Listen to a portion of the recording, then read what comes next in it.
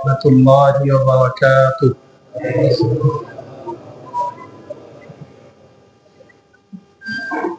بسم الله الرحمن الرحيم. الحمد لله رب العالمين، والعاقبة للمتقين، والصلاة والسلام على سيد الأنبياء والمرسلين، وعلى آله وأصحابه أجمعين.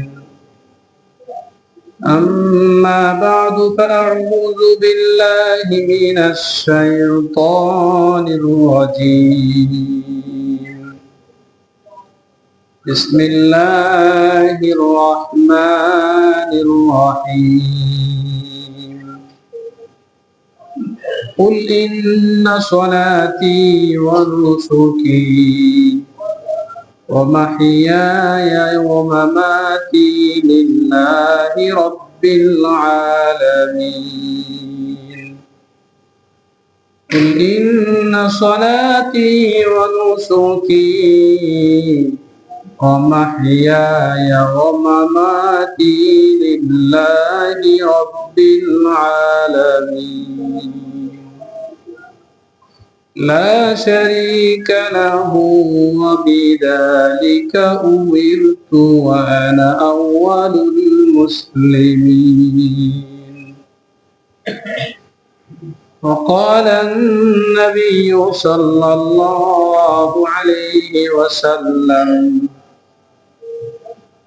اللهم إن تهلك هذه العصابة من المسلمين لا يعبد في الأرض أبدا، اللهم أنجز لي ما وعدتني وأتني ما وعدتني، أو كما قال النبي صلى الله عليه وسلم: آمنت بالله، صدق الله مولانا العظيم، وصدق رسوله النبي الكريم، ونحن على ذلك لمن الشاهدين والشاكرين، والحمد لله رب العالمين. اللهم صل على محمد وعلى آل محمد، كما صليت على إبراهيم وعلى آل إبراهيم إنك حميد مجيد. اللهم بارك على محمد وعلى آل محمد، كما باركت على إبراهيم وعلى آل إبراهيم إنك حميد مجيد. سلام اس پر کے جس نے بے کسوں کی داستگیری کی، سلام اس پر کہ جس نے بادشاہی میں فقیری کی، سلام اس پر کہ جس نے بادشاہی میں فقیری کی.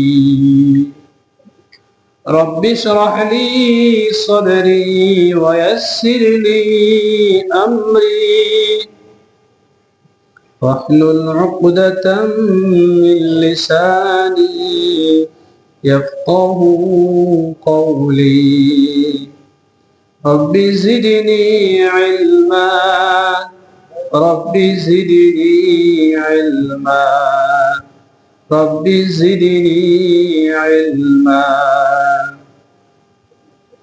আলহামদুলিল্লাহ। মুআজ্জাজ মুহতারাম সম্মানিত মুসল্লিয়ান কিরাম, আল্লাহ রাব্বুল আলামিন মেহেরবানি করে দয়া করে আমাদের মতো কয়েকজন গুনাহগারকে জুমার দিন আল্লাহর ঘর মসজিদে আসার তৌফিক দিয়েছেন। সকলে দিলের গহীন থেকে শুকরিয়া তান বলি আলহামদুলিল্লাহ। আমার ভাইরা, জুমার আলোচনা আলহামদুলিল্লাহ আমাদের এখানে যতটুকুই হয়, আমি গুনাহগার, আল্লাহ তাআলা যতটুকু তৌফিক দেন ততটুকুই হয়। আপনারাও মনোযোগ দিয়ে শোনেন, আল্লাহ আপনাদেরকে জাযায়ে খায়ের দান করেন। আমিন। কিন্তু আমি কতটুকু বোঝাইতে পারছি আর মুসল্লি ভাইয়েরা কতটুকু নিতে পারছেন, এটার একটা যুগ যুগ হওয়া দরকার।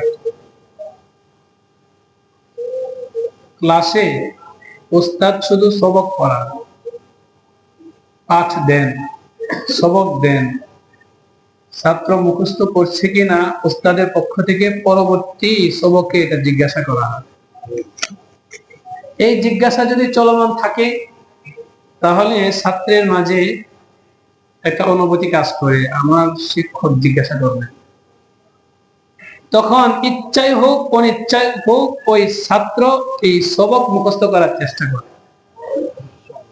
মুখস্থ না করলেও তার মনের মাঝে একটা চেতনা থাকে, যদি জিজ্ঞাসা করেন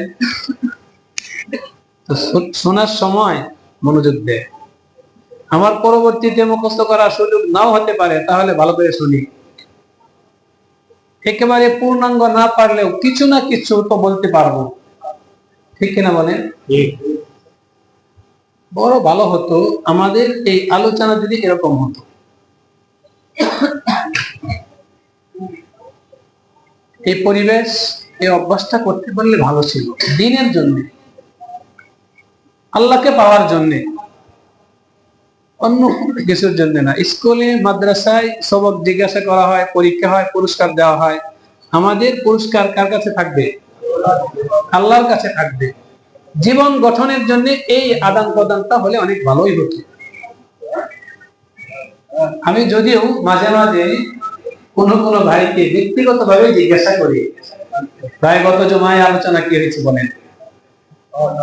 কিন্তু এটা যদি এই জুমায় এখানে গত জুমায় কয় পয়েন্টে আলোচনা হয়েছে বলেন, কোন কোন মসজিদে হয়, তাহলে সবার ভিতরে একটা আগ্রহ তৈরি হতো।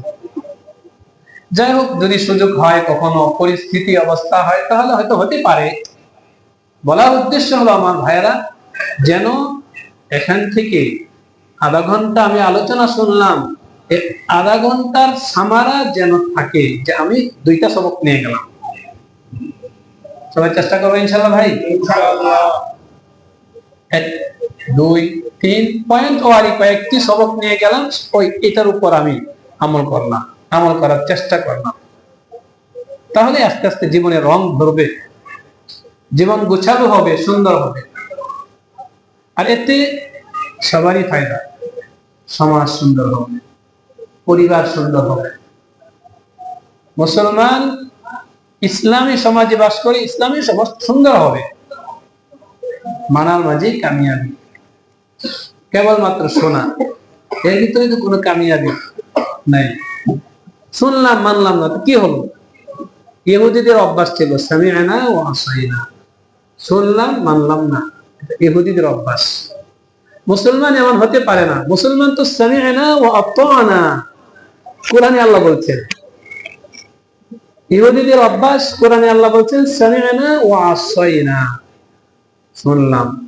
আর রাসূলের কথা শুনতো আর বলতো, তুমি তো আমাদেরকে মানতে বলো নাই, শুনতে বলছো, আমরা শুনলাম। মানার কথা তো বলো নাই, মানি নাই। আর মুসলমানের স্লোগান হলো সামি'না ওয়া আতা'না, শুনলাম মানলাম। মানার নাম কামিয়াবি। আল্লাহ রাব্বুল আলামিন আমাদের সকলের জিন্দেগিকে কামিয়াবির জিন্দেগি বানিয়ে দেন। আমিন। আজকের জুমার আলোচনা বিষয় একটি বিষয়ের উপর আলোচনা করার ইচ্ছা করবো ইনশাআল্লাহ, এবং একটি দৃষ্টিভঙ্গির উপর আলোচনা করার ইচ্ছা করবো ইনশাআল্লাহ। সবাই মনোযোগ দিয়ে শুনবো এবং যে আলোচনা হবে এই আলোচনা অনুযায়ী আমাদের জীবনের মাইল ফলক নির্ধারণ করব। আমি প্রশ্ন করতে চাই, আমাদের নবীজি হযরত মুহাম্মদ সাল্লাল্লাহু আলাইহি ওয়াসাল্লাম তিনি তার জীবনে কামিয়াব নাকি ব্যর্থ? কেমন কামিয়াব? 100% কামিয়াব, এতে কোনো বিন্দু পরিমাণ সন্দেহ নেই। সবাই বলবে যে আমাদের নবীজির জিন্দেগি কামিয়াব, কামিয়াবের জিন্দেগি। যদি নাও বলে দুনিয়ার মানুষ, আল্লাহ বলতেছেন আপনার জিন্দেগি কামিয়াব।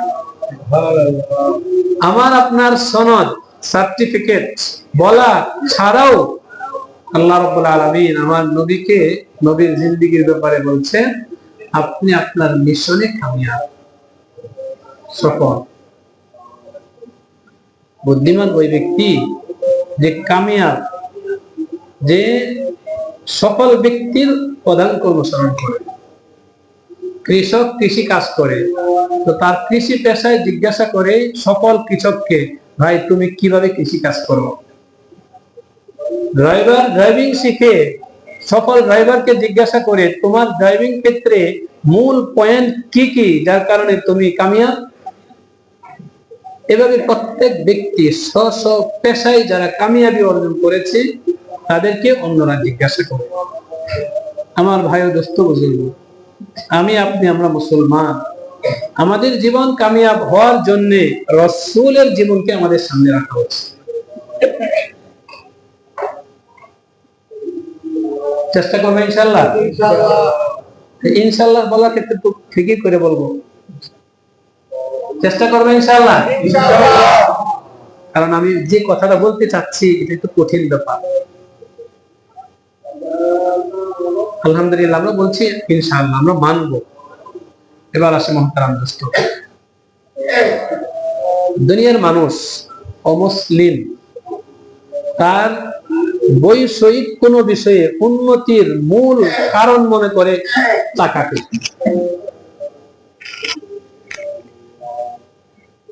এখান থেকে উদাহরণ শুধু বোঝানোর জন্য, এখান থেকে চট্টগ্রাম যাওয়ার ইচ্ছা করেছে কোন মুসলিম, তো সে চট্টগ্রাম কিভাবে যাবে, যেতে পারবে কিনা, তার পক্ষে সম্ভব কিনা, এই সব কিছু এর পিছনে সে মনে করে, প্রথমে মনে করে আমার পকেটে টাকা আছে কিনা, আমি রাস্তা চিনি কিনা, যানবাহন আছে কিনা। টাকা, রাস্তা চিনা, যানবাহন থাকা, এই বিষয়গুলোকে ওই চট্টগ্রাম পৌঁছার জন্য মূল হাতিয়ার সে মনে করে। এটা অমুসলিমের চিন্তাধারা। অনুরূপ ভাবে কেউ একটি বাড়ি নির্মাণ করবে, বাড়ি নির্মাণের সময় সে বাড়ি নির্মাণ করতে পারবে কিনা টাকাকে মূল হাতিয়ার মনে করে। টাকা থাকলে বাড়ি নির্মাণ হয়ে যাবে।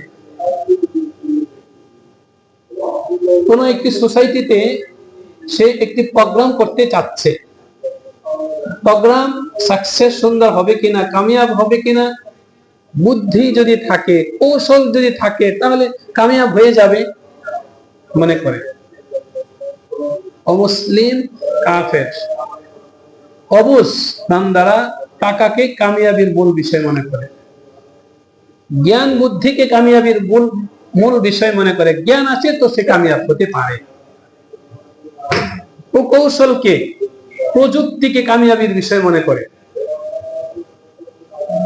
সফলতার বিষয় মনে করে। টাকা পয়সা, জ্ঞান বুদ্ধি, প্রকৌশল, প্রযুক্তি, আসবাব সামগ্রী, এগুলোকে অমুসলিম কাফের দুনিয়াবি স্বার্থে হাসিলের জন্য মূল হাতিয়ার মনে করে, উন্নতির বিষয় মনে করে, অমুসলিম মনে করতে পারে। কোন মুসলমানের এই চিন্তা থাকা উচিত নয়। মুসলমান উন্নতির হাতিয়ার টাকাকে মনে করতে পারে না। মুসলমান উন্নতির হাতিয়ার জ্ঞান বুদ্ধিকে মনে করতে পারে না। মুসলমান উন্নতির হাতিয়ার প্রযুক্তি প্রকৌশলকে মূল হাতিয়ার মনে করতে পারে না। যদি কোন মুসলমান মনে করে তাহলে ইসলামী মেজাজে সে ভুলের মাঝে আছে। এটা এখন উদাহরণ দিই, আমাদের মসজিদ নির্মাণ করা দরকার, অথবা যে কোনো জায়গায় একটা মসজিদ নির্মাণ করা দরকার, মসজিদ নেই, তো যারা নির্মাণের কাজ দিবে, হাত দিবে, তাদের এই কথা মনে করা এই মসজিদ নির্মাণের জন্য 1 লাখ টাকা লাগবে। তাহলে আমি বুদ্ধি খাটিয়ে 10 জন মানুষের কাছে যাই, আপনি দেন, আপনি দেন, আপনি দেন, 10 জন মানুষের কাছ থেকে 1 লাখ টাকা আমার উসুল হয়ে গেল। উসুল হওয়ার পরে এখন উনি যদি মনে করেন আমার মসজিদ ইনশাআল্লাহ হয়ে যাবে, মহতারাম দোস্ত, মসজিদ হবে না। দেওয়ার হতে পারে, একটা ঘর হতে পারে, কিন্তু মসজিদ হবে না। মুসলমানের কাছে উন্নতির মূল হাতিয়ার টাকা, এটা মাধ্যম হতে পারে, সহায়ক হতে পারে, জ্ঞান বুদ্ধি সহায়ক হতে পারে, প্রকৌশলী প্রযুক্তি সহায়ক হতে পারে, মূল হতে পারে না। মূল হতে পারে। মূল বিষয় কি? মূল বিষয় হলো রুহানিয়াত। মুসলমানের দুনিয়াবি যে কোনো বিষয়ের কামিয়াবির মূল হাতিয়ার হলো রুহানিয়াত। 2 বার বললাম, আরেকবার বলতেছি, মুসলমানের দুনিয়াতে যে কোনো বিষয়ের উন্নতির মূল হাতিয়ার রুহানিয়াত। মনে থাকবে ভাই ইনশাআল্লাহ? ইনশাআল্লাহ। এটাকে আমরা একেবারে সবকের মতো মুখস্থ করতে পারি। এই পয়েন্ট যদি আমি আমার জীবনে ধরে রাখতে পারি, মুসলমানের জিন্দেগিতে যে কোনো বিষয়ের উন্নতির মূল হাতিয়ার হলো রুহানিয়াত। আমি বলবো রুহানিয়াত কি, আগে পরিভাষাটা আমরা জানি। উন্নতির পিছনে 1 নম্বরের হাতিয়ার হলো রুহানিয়াত। যদি এটা আমি আমার জীবনে মজবুত ভাবে ধরে রাখতে পারি, তাহলে ইনশাআল্লাহ আমার সফলতা আমাকে পদচুম্বন করবে। আর যদি এই মূল বিষয়টাকে বাদ দিয়ে অন্যগুলোকে আমি মূল বিষয় মনে করি, হবে না, কামিয়াবি হবে না, সফলতা আসবে না। সফলতা যেটা আমি মনে করব এটা সফলতা না। মূল সফলতা তো আল্লাহর কাছে। আমি আপনি দুনিয়ার মানুষ যেটাকে সফলতা মনে করবে, এটা সফলতা না। তাহলে মুসলমানের দুনিয়াবি যে কোনো উন্নতির বিষয়ে, উন্নতির পিছনে মূল হাতিয়ার কোন জিনিস ভাই? রুহানিয়াত। রুহানিয়াত হলো মূল হাতিয়ার, হলো রুহানিয়াত। রুহানিয়াতের বাংলা যদি আমরা বলতে যাই, তাহলে আল্লাহর সাথে গভীর সম্পর্ক। আল্লাহর সাথে গভীর সম্পর্ক স্থাপন করা, প্রতিষ্ঠা করতে পারা হলো মুসলমানের দুনিয়াবি যে কোনো কাজের সফলতার প্রধান হাতিয়ার। আল্লাহর সাথে সম্পর্ক করে মসজিদ নির্মাণের কাজে হাত দেই, তাহলে মসজিদ হবে। আল্লাহর সাথে সম্পর্ক করে সমাজের, সোসাইটি উন্নতি করার পিছনে আমি মেহনত করি, আমার জ্ঞানকে কাজে লাগাই, সোসাইটি উন্নতি হবে। আল্লাহর সাথে সম্পর্ক করে আমি যে কাজেই হাত দিব, ওই কাজে উন্নতি, আল্লাহর কাছে উন্নতি হবে এবং ওই উন্নতি স্থায়ী হবে। এই আল্লাহর সাথে সম্পর্ক ছাড়া আমরা যা কিছু করব, রুহানিয়াত ছাড়া আমরা যা কিছু করব, মহতারাম দোস্ত, সেটার দ্বারা উন্নতি আশা করা যায় না। আশা করে কাফের, অমুসলিম, অবুঝ যারা, তারা আশা করে, মুসলমান আশা করতে পারে না। এখন আমরা উদাহরণে যাই কয়েকটি। যখন রাসূল করিম সাল্লাল্লাহু আলাইহি ওয়াসাল্লাম, যেহেতু সামনে রবিউল আউয়াল মাস আসতেছে, আমরা সিরাতের উপর আলোচনা করব ইনশাআল্লাহ, এই কারণে ভূমিকা হিসাবে আজকের এই জুমায় আলোচনা হচ্ছে। জনাব রাসূল করিম সাল্লাল্লাহু আলাইহি ওয়াসাল্লাম, প্যারা নবী, দয়ার নবী, রহমতের নবী, রহমাতুল লিল আলামিন, সাইয়্যিদুল কাউনাইন, শফিউল মুজনিবিন, জনাব রাসূল করিম সাল্লাল্লাহু আলাইহি ওয়াসাল্লাম যে জামানায় আসছিলেন, বর্বরতার শীর্ষ জামানা ছিল, ঠিক কিনা বলেন? বর্বরতার শীর্ষ জামানা ছিল। সভ্য, ভদ্র, সজ্জন, আখলাকি মানুষের অভাব ছিল, এমন এক জামানায় রাসূল আসছে। ওই ইতিহাস তো আপনারা জানেন। অন্ধকার জামানা, বিশৃঙ্খলার জামানা, ফিতনার জামানা, অন্ধকার জামানায় রাসূল আসছেন। আল্লাহ রাব্বুল আলামিন রাসূলকে দায়িত্ব দিয়েছেন এই সর্বযুগের সর্বশ্রেষ্ঠ বর্বর জামানাকে সর্বযুগের সর্ব উৎকৃষ্ট জামানায় আপনার পরিণত করতে হবে। অন্ধকার জামানাকে ইমানের নূর দ্বারা আলোকিত বানাইতে হবে। এখন আমাকে আপনাকে কেউ যদি বলে তোমার একার কাজ, তোমার একা দায়িত্ব, আমাদের এই দেশে যত ধরনের ইসলামিক কাজ হচ্ছে, যত ধরনের আপত্তিকর কাজ হচ্ছে, সব আপত্তিকর কাজকে তুমি দূর করবে। যদি আমাকে দায়িত্ব দেওয়া হয় বা আপনাদের কাউকে দায়িত্ব দেওয়া হয়, তাহলে আমার আপনার পক্ষে এটা কি সম্ভব? আমরা কি সম্ভব মনে করবো এটাকে?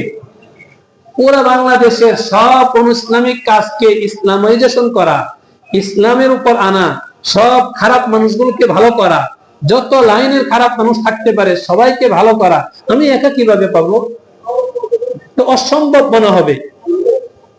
যতই বোঝানো হোক না কেন, আমরা এটাকে অসম্ভবই মনে করবো। এটা শুধু বাংলাদেশের কথা বললাম। আমার আল্লাহ জনাব রাসূল করিম সাল্লাল্লাহু আলাইহি ওয়াসাল্লামকে বলছেন সারা জাহানের অন্ধকারকে আপনি দূর করেন, সারা বিশ্বের অন্ধকারকে আপনি দূর করেন, এটা আপনার দায়িত্ব। হানাহানি, মারামারি, কাটাকাটি, জিনা, ব্যভিচার, যত ধরনের অনইসলামিক কাজ হচ্ছে, আল্লাহর অপছন্দের কাজ হচ্ছে, সব অপছন্দের কাজগুলোকে আপনি দূর করেন, এই জাহিলি মানুষগুলোকে স্বর্ণ মানুষে রূপান্তরিত করেন। রাসূলকে বলছে বিশাল বড় দায়িত্ব। এই দায়িত্ব আমার ভাইয়েরা, এই দায়িত্ব আর কারো উপর আসে নাই, কিয়ামত পর্যন্ত আসবেও না। এত কঠিন দায়িত্ব, এত কঠিন দায়িত্ব। রাসূল সাল্লাল্লাহু আলাইহি ওয়াসাল্লাম কি অস্বীকার করছেন? রাসূল অস্বীকার করেননি, বলেন নাই আমি পারবো না, আমার পক্ষে সম্ভব না, আমি পারবো না, এটা বলেন নাই। আল্লাহ রাব্বুল আলামিন দায়িত্ব দিয়েছেন। আচ্ছা, কেমন ব্যক্তিকে দায়িত্ব দিয়েছেন? যার অঢেল ধন সম্পদ আছে এমন ব্যক্তিকে। আমরা যদি রাজিও হই তাহলে আমাকে আমি হয়তো প্রস্তাব দিব, তাহলে আমাকে অনেক টাকা দেন, আমি এই অন্ধকার সমাজকে আমি আলোকিত বানাবো। যেমন বর্তমানে কোথাও না বুঝার কারণে, হুজুর দ্বীনি কাজ করতে হলে টাকা লাগবে, আগে আমরা ফান্ড তৈরি করি, এরপরে আমরা দ্বীনি কাজ করবো। এই ফান্ডটাকে আমরা প্রথমে নিয়ে আসি, আগে ফান্ড লাগবে, এরপরে আমি দ্বীনি কাজ করবো। আল্লাহ যে তার নবীকে বললেন সারা দুনিয়ার অন্ধকারকে আপনি দূর করেন, নবীকে কি আল্লাহ ফান্ড তৈরি করে দিয়েছিলেন? নবীর অনেক ধন সম্পদ ছিল, অনেক ধন সম্পদ ছিল না, ফান্ড ছিল। আচ্ছা, ফান্ড নেই, জনবল ছিল, জনবল ছিল, একাই তো, জনবল নাই, টাকা নাই, জনবল নাই, অস্ত্র শস্ত্র ছিল, গোয়েন্দা বিভাগ, পুলিশ বিভাগ, আর্মি, আমাদের যে এই সরকারের যে সমস্ত কর্মকর্তা আছে এরা সবাই আমার রসুলের জন্য ছিল। এখন তো কোন এলাকায় যদি অন্যায় কাজ হয় তো গোয়েন্দা সংস্থা আছে, ধরে নিয়ে যায়। প্রত্যেক লাইনে দুর্নীতিকে বন্ধ করার জন্য লোক আছে, বিভাগ ওয়ারি লোক। এই বিভাগে তুমি, তোমার সাথে এই কয়েকজন, এই বিভাগে তুমি, তোমার সাথে কয়েকজন। আমাদের দেশ যেভাবে চলতেছে, রসুল তো আদর্শ রাষ্ট্রনায়ক, রসুল তো কিচ্ছু ছিল না, টাকাও নাই, সৈন্যও নাই, জনবল নাই, অস্ত্র শস্ত্রও নাই, কিন্তু উনি দায়িত্ব নিয়েছেন। আল্লাহ রাব্বুল আলামিন বলছেন ফাসদা, আপনি দায়িত্ব নেন। রাসূল সাল্লাল্লাহু আলাইহি ওয়াসাল্লাম দায়িত্ব নিয়ে নিয়েছেন। সুবহানাল্লাহ, দায়িত্ব নিয়েছেন। দায়িত্ব নেওয়ার পরে রাসূল কাজটা কি করলেন ভাই, এটাই বললাম। আজকে আমরা শুধু আমাদের বাংলাদেশ না, সারা দুনিয়ার মানুষ উন্নতির পিছনে সৈন্যকে অস্ত্র মনে করে, হাতিয়ার মনে করে। আমার সৈন্য লাগবে, উন্নতি করতে হলে আমার দেশে কি লাগবে? সৈন্য লাগবে। উন্নতি করতে হলে আমার দেশে অর্থনৈতিক সমৃদ্ধি লাগবে, উন্নতি করতে হলে আমার দেশে এই লাগবে, এই লাগবে, এই লাগবে। এই উন্নতির ক্ষেত্রে মূল হাতিয়ার এগুলোকে মনে করতেছে সারা দুনিয়ার মানুষ। আমার ভাইয়েরা, রসুলকে এগুলোকে উন্নতির পিছনে হাতিয়ার মনে করছেন? যদি রসুল হাতিয়ার মনে করতেন তাহলে তো রসুল আল্লাহকে বলতেন, হে আল্লাহ, এত বড় দায়িত্ব দিয়েছেন আপনি আমাকে, আমাকে টাকা দেন। এত বড় দায়িত্ব দিয়েছেন, আমাকে সৈন্য দেন। এত বড় দায়িত্ব দিয়েছেন, আমাকে অস্ত্র দেন। কিন্তু আপনারা তো জ্ঞানী মানুষ, সিরাতের গ্রন্থ অনেকেই পড়েছেন, পড়ছেন। বলেন তো, সিরাতের কোন গ্রন্থে রসুল আল্লাহর কাছে এমন আবেদন করছে, এমন কোন নজির আছে? দৃষ্টান্ত নাই। আমার ভাইয়েরা, ওই শুরুতে যে কথা বলেছিলাম, আমার নবীর জিন্দিগি কামিয়াবির জিন্দিগি, প্রথমে আমরা স্বীকার করেছি, সবাই বলেছি হ্যাঁ আমার রসুলের জিন্দিগি কামিয়াবির জিন্দিগি। যদি কামিয়াবির জিন্দিগি হয়, রসুল তো আদর্শ সমাজ গঠনের জন্য, রসুল তো বৈষয়িক উন্নতির জন্য আমরা যেগুলোকে টাকা পয়সা, অর্থ সম্পদ, পদ পদবী, প্রকৌশলী, প্রযুক্তিকে উন্নতির মূল হাতিয়ার মনে করি, আমার রসুল তো এগুলোকে হাতিয়ার মনে করেন নাই। আমি কি কথাটা সবাইকে বোঝাইতে পারছি? আমার রসুল এটাকে হাতিয়ার মনে করেন নাই। তাহলে বোঝা গেল এগুলো উন্নতির পিছনে মূল হাতিয়ার না। উন্নতির পিছনে মূল হাতিয়ার কি ছিল? দরদ মহব্বত নিয়ে, হৃদয় নিংড়ানো ভালোবাসা নিয়ে পেয়ারা নবী ওই বর্বর সমাজের কাছে উপস্থিত হয়েছেন। হে আল্লাহ বান্দারা, তোমরা কেন মারামারি করো? মারামারি করিও না, ভালো কাজ না। তোমরা কেন চুরি করো? চুরি করো ভালো কাজ না।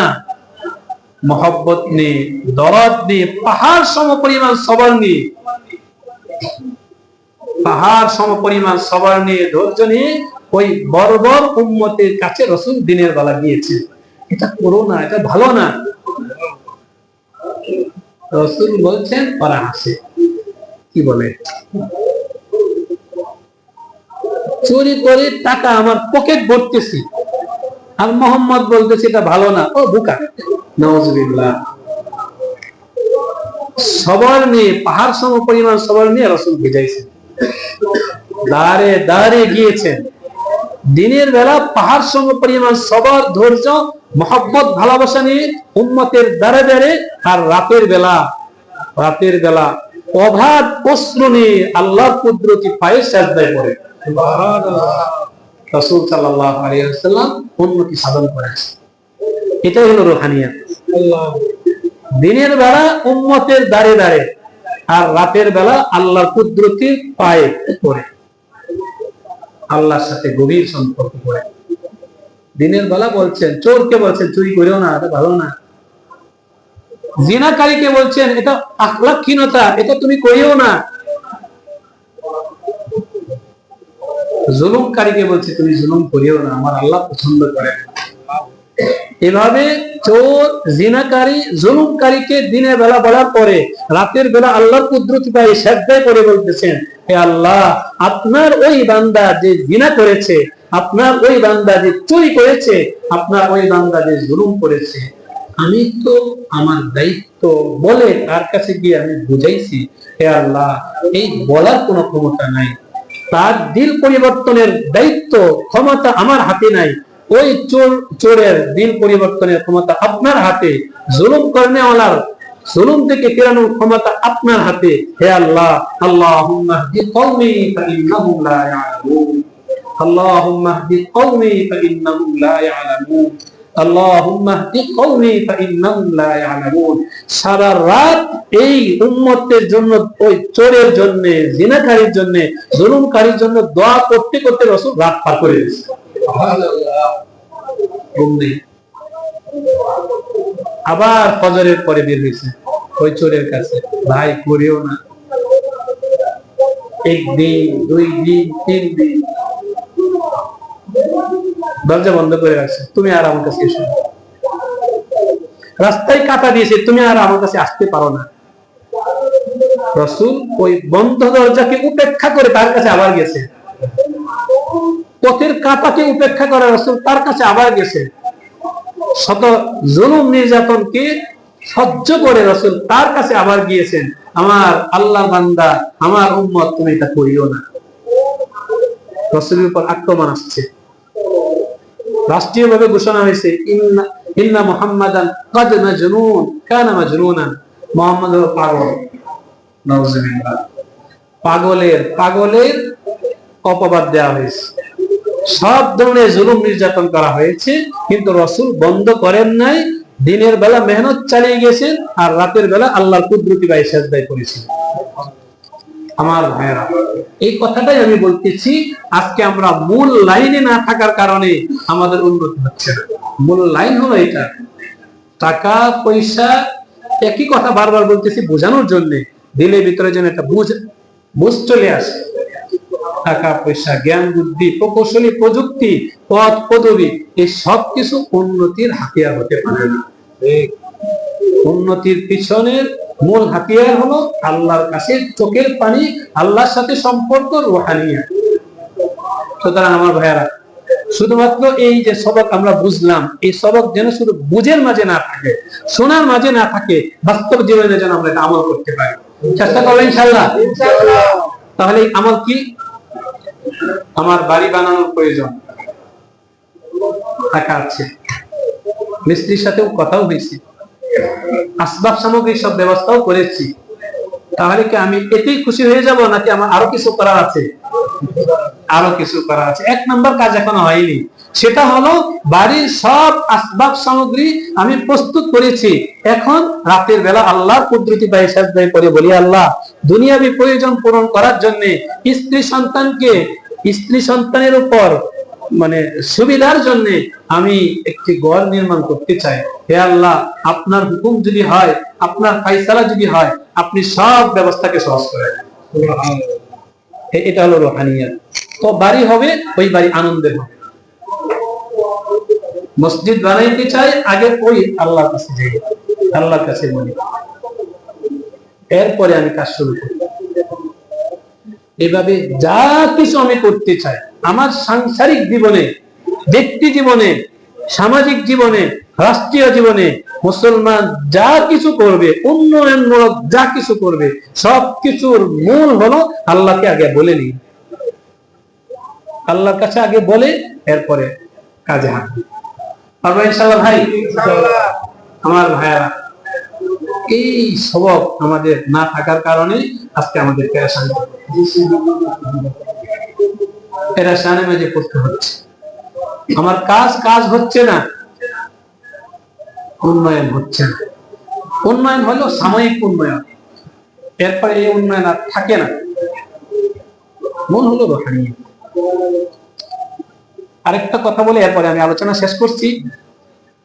বদর যুদ্ধ ইসলামের প্রথম যুদ্ধ। এক পাশে কাফের শক্তি, তাগুতি শক্তি, আরেক পাশে ইসলামের শক্তি, মাত্র 313 জন সাহাবী। আরেক পাশে যদিও 1000, কিন্তু সারা দুনিয়া শক্তি তাদেরকে সমর্থন করেনেওয়ালা আছে। রাসূল সাল্লাল্লাহু আলাইহি ওয়াসাল্লাম আল্লাহর পক্ষ থেকে আদিষ্ট হয়ে 313 জন সাহাবীকে নিয়ে বদর প্রান্তরে গেছেন। দেখতেও হাস্যকর মনে হয়, একদিকে অস্ত্র শস্ত্রে সজ্জিত হাজার সংখ্যা, আর একদিকে নিরস্ত্র 313 জন। দেখতেও তো খারাপ দেখা যায়। আসমান আর জমিনের সব মাখলুক যেন এর দিকে তাকিয়ে আছে। রাসূল 313 জন সাহাবীকে কাফেরের সামনে সারিবদ্ধ করে দাঁড় করিয়ে এরপরে রাসূল ওই মাঠের এক প্রান্তে একটা ছোট মাচা করে ওই মাচার ভিতরে নামাজ করে আল্লাহর কুদরত ভাই সাজদা করে বলতেছেন, আল্লাহুম্মা ইন তুহলিক হাযিহিল ইসাবাতা মিনাল মুসলিমিন লা তুবাত ফিল আরদি আবাদান। হে আল্লাহ, আপনার হুকুম ছিল আমার রক্ত ঝরানো, আমার পরিশ্রমের এই 313 জন সাহাবীকে কাফেরদের সামনে দাঁড় করানো, এটা আপনার হুকুম, আমি দাঁড় করাইছি। না আছে অস্ত্র, না আছে পেটে খাবার। অস্ত্র নাই, পেটে খাবার নাই। বিপরীত দিকে অস্ত্র, পেটে খাবার, সবকিছুই আছে। আল্লাহুম্মা ইন তুহলিক হাযিহিল ইসাবাতা মিনাল মুসলিমিন। হে আল্লাহ, এই মুষ্টিমেয় আপনাকে ডাকনেওয়ালা মুসলমানকে যদি আজকে কাফের শক্তি ধ্বংস করে দেয়, লা তুবাত ফিল আরদি আবাদা, তাহলে পৃথিবীতে কিয়ামত পর্যন্তের জন্য আপনাকে ডাকনেওয়ালা আর কেউ থাকবে না। হে আল্লাহ, আমি তো তাদেরকে কাফের শক্তির সামনে পেশ করি নাই, আমি তো আপনার মহান শক্তির সামনে পেশ করেছি। সুবহানাল্লাহ। তাদের পাকে দৃঢ় রাখেন, তাদের দিলে হিম্মত দান করেন, সবার দান করেন, এবং তাদের কামিয়াবি দান করেন। মুসলমান সাহাবায়ে কেরাম কাফের শক্তির সামনে আর আমার নবী আল্লাহর কুদরতি পায়ে সাজদায় পড়ে আছেন। আল্লাহ রাব্বুল আলামিন আসমান থেকে ঘোষণা দিচ্ছেন, হে আমার প্রিয় হাবিব, নিশ্চিত আপনার সাহাবীদের বিজয় অর্জন হবে। সুবহানাল্লাহ। আমি আল্লাহ কবুল করে নিলাম। এখন রাসূল বলতেছেন, আল্লাহুম্মা আনজিজলি মা ওয়া'আদতানি, আল্লাহুম্মা আনজিজলি মা ওয়া'আদতানি। হে আল্লাহ, আমি আমার এই মাথা তুলব না যতক্ষণ না আমার কানে এই সংবাদ পৌঁছে আমার সাহাবীরা বিজয় লাভ করেছে। আল্লাহুম্মা আনজিজলি মা ওয়া'আদতানি, আল্লাহুম্মা আতি মা ওয়া'আদতানি। হে আল্লাহ, আপনি আমাকে যে ওয়াদা দিয়েছেন এই ওয়াদা বাস্তবায়ন করেন। আপনি আমাকে যে প্রতিশ্রুতি দিয়েছেন ওই প্রতিশ্রুতির আওয়াজ আমার কানে পৌঁছান, এরপরে আমি আমার এই মস্তক উপরে তুলব, সিজদা থেকে তুলব। সাহাবায়ে কেরামের পক্ষ থেকে সংবাদ আসছে, ইয়া রাসূলুল্লাহ, বিজয় আমাদেরই হয়েছে।